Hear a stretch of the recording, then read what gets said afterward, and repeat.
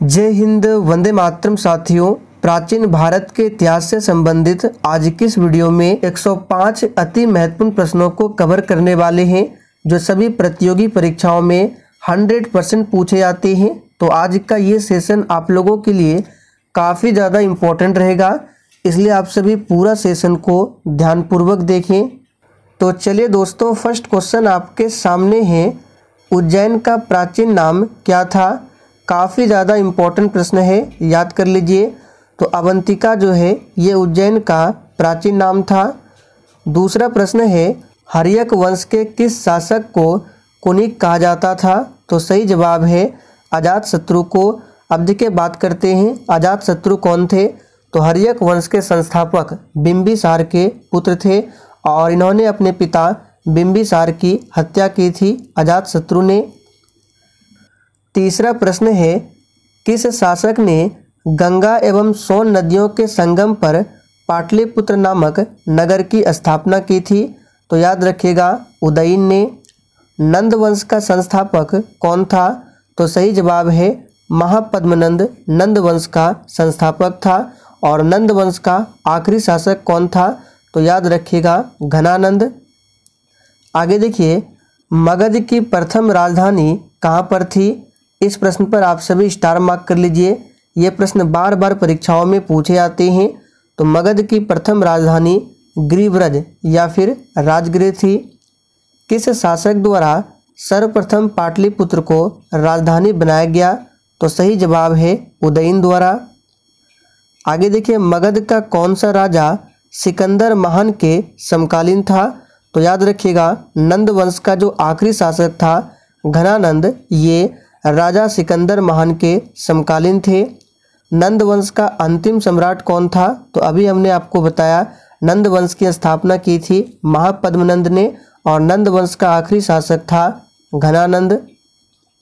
आगे देखिए, किसे उग्रसेन यानी कि भयानक सेना का स्वामी कहा जाता था। तो याद रखिएगा महापद्मनंद को।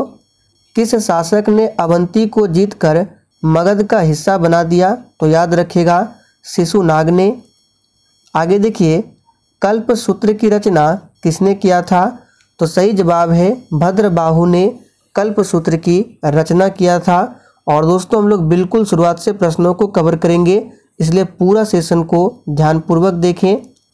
शिशुनाग वंश का अंतिम शासक कौन था। तो नंदीवर्धन शिशुनाग वंश का अंतिम शासक था। आगे देखिए, बिंबिसार ने किस वंश की स्थापना की थी। तो याद रखिएगा हर्यक वंश की। अब देखिए, एक है बिंबिसार और एक है बिंदुसार। अब ये जो बिंदुसार है ये कौन थे, चंद्रगुप्त मौर्य के पुत्र थे और ये बिंबिसार हर्यक वंश के संस्थापक थे। बिंबिसार मगध की गद्दी पर कब बैठा था। तो 545 ईसा पूर्व में। आगे देखिए, बिंबिसार की हत्या किसने किया था। तो बिंबिसार के पुत्र अजातशत्रु ने ही बिंबिसार की हत्या की थी। अजातशत्रु गद्दी पर कब बैठा। तो देखिए 493 ईसा पूर्व में अजातशत्रु गद्दी पर बैठा। आगे देखिए, अजातशत्रु ने किस गणराज्य को मगध में मिलाया था। तो याद रखिएगा अजातशत्रु ने लिच्छवी गणराज्य को मगध में मिलाया था। अजातशत्रु किस धर्म के अनुयायी थे। तो याद कर लीजिए, काफ़ी ज़्यादा इम्पोर्टेंट प्रश्न है। जैन धर्म के अनुयायी थे अजातशत्रु। और देखिए, जितने भी स्टूडेंट चैनल पर पहली बार आए हैं उनको बता देते हैं, इस चैनल पर आपको डेली शाम 7:30 बजे इसी तरह के टॉपिक वाइज जीके जीएस के क्लास मिलेंगे। तो आप सभी टाइमिंग को ज़रूर ध्यान रखें। आगे देखिए, हर्यक वंश का अंतिम शासक कौन था। तो दोस्तों, नागदशक हर्यक वंश का अंतिम शासक था। शिशुनाग ने अपनी राजधानी कहाँ पर बनाई थी। तो शिशुनाग ने वैशाली में अपनी राजधानी बनाई थी। आगे देखिए, नंद वंश का विनाश किसने किया था। तो सही जवाब है चंद्रगुप्त मौर्य एवं चाणक्य ने मिलकर नंद वंश का विनाश किया था। सिकंदर के पिता का नाम क्या था। तो याद रखिएगा फिलिप सिकंदर के पिता का नाम था। आगे देखिए, सिकंदर का जन्म कब हुआ था। तो 356 ईसा पूर्व में सिकंदर का जन्म होता है। सिकंदर का गुरु का नाम क्या था? तो अरस्तु सिकंदर के गुरु का नाम था। आगे देखिए, सिकंदर ने भारत पर किस लिए आक्रमण किया था? तो विश्व विजेता बनने के लिए इन्होंने भारत पर आक्रमण किया था। सिकंदर का प्रधान सेनापति का नाम क्या था? तो सेल्यूकस निकेटर। आगे देखिए, सिकंदर ने भारत पर कब आक्रमण किया? तो याद कर लीजिए, 326 ईसा पूर्व में सिकंदर ने भारत पर आक्रमण किया था। झेलम नदी के किनारे प्रसिद्ध वितस्तता का युद्ध ये किन किन शासकों के बीच लड़ा गया? वेरी इंपॉर्टेंट प्रश्न है, अभी इसको मार्क कीजिए। तो याद रखिएगा, पोरस एवं सिकंदर के बीच ये युद्ध हुआ था, वितस्तता का युद्ध। किस नदी के किनारे? तो झेलम नदी के किनारे। आगे देखिए, किस स्थान पर सिकंदर की मृत्यु हुई थी? तो 323 ईसा पूर्व में बेबीलोन में सिकंदर की मृत्यु हुई थी। यूनानी कला के सम्मिश्रण से कौन सी कला शैली का विकास हुआ? तो गांधार कला शैली का। आगे देखिए, जैन परंपरा के अनुसार जैन धर्म के कुल कितने तीर्थंकर हुए? तो कुल 24 तीर्थंकर हुए हैं, जिसमें पहले तीर्थंकर का नाम आप सभी जानते हैं ऋषभदेव है। 24वें और आखिरी तीर्थंकर का नाम महावीर स्वामी है। जैन धर्म के पहले तीर्थंकर एवं संस्थापक कौन थे? तो ऋषभदेव। लेकिन जैन धर्म का अगर वास्तविक संस्थापक पूछे तो महावीर स्वामी को माना जाता है। आगे देखिए, जैन धर्म के दूसरे तीर्थंकर कौन थे? तो दोस्तों, अजितनाथ जैन धर्म के दूसरे तीर्थंकर थे। 22वें तीर्थंकर नेमिनाथ का प्रतीक चिन्ह क्या था? तो नीलकमल। ये प्रश्न ऑलरेडी एग्जाम में पूछा जा चुका है। आगे देखिए, 23वें तीर्थंकर जो कि पार्श्वनाथ है, इनका प्रतीक चिन्ह क्या था? तो याद रखिएगा, सर्प। जैन धर्म के अंतिम तीर्थंकर का नाम क्या था? तो महावीर स्वामी। और महावीर स्वामी के बचपन का नाम पूछा जाता है तो वर्धमान। आगे देखिए, महावीर का मूल नाम क्या था? यानी बचपन का नाम वर्धमान। महावीर ने जैन संघ की स्थापना कहाँ पर किया था? तो पावापुरी में। और महावीर स्वामी की जो मृत्यु होती है यहीं पर पावापुरी में। महावीर स्वामी के अनुयायी क्या कहलाते थे? तो जैन कहलाते थे। पार्श्वनाथ के अनुयायी क्या कहलाते थे?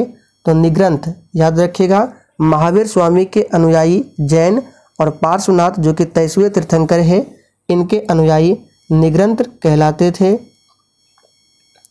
महावीर स्वामी का जन्म कब होता है? तो 540 ईसा पूर्व में। कहाँ पर? तो वैशाली के कुंडग्राम में। याद कर लीजिए, बार बार पूछा जाता है। महावीर का जन्म किस क्षत्रिय गोत्र में हुआ था?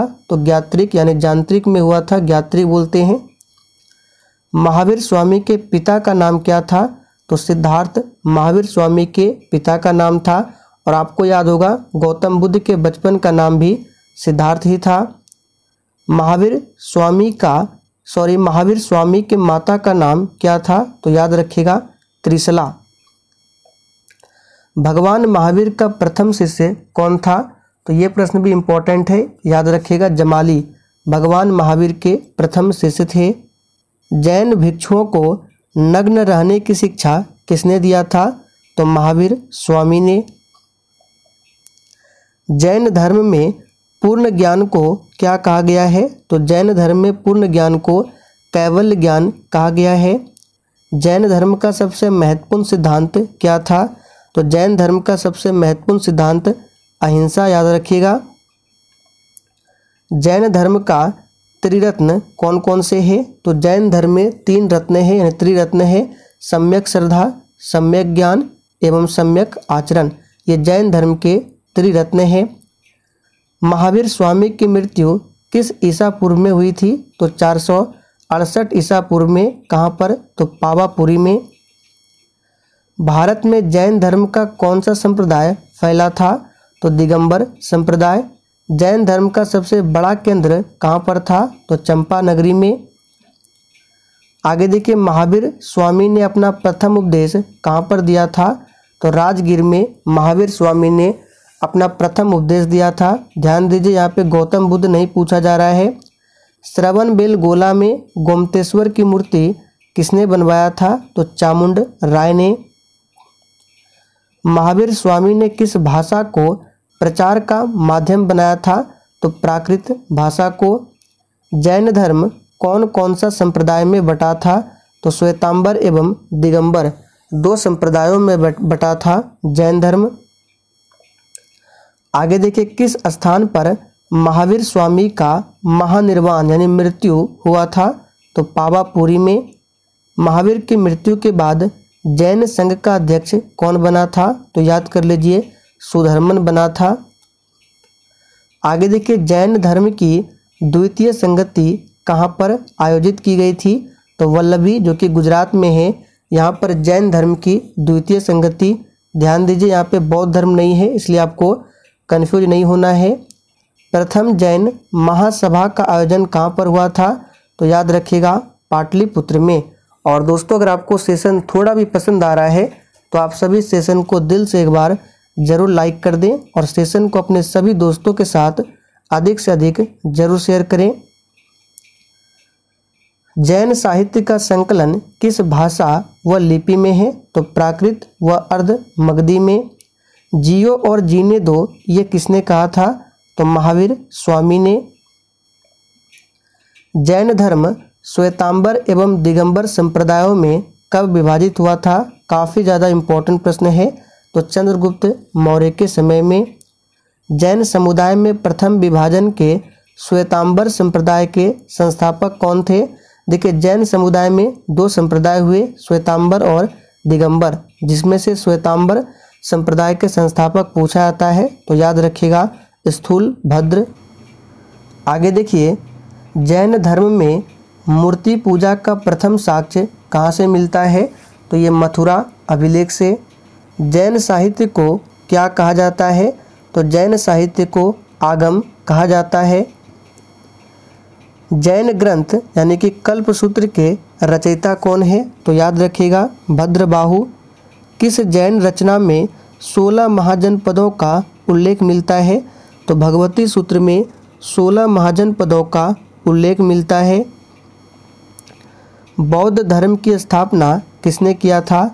तो दोस्तों, गौतम बुद्ध ने बौद्ध धर्म की स्थापना की थी।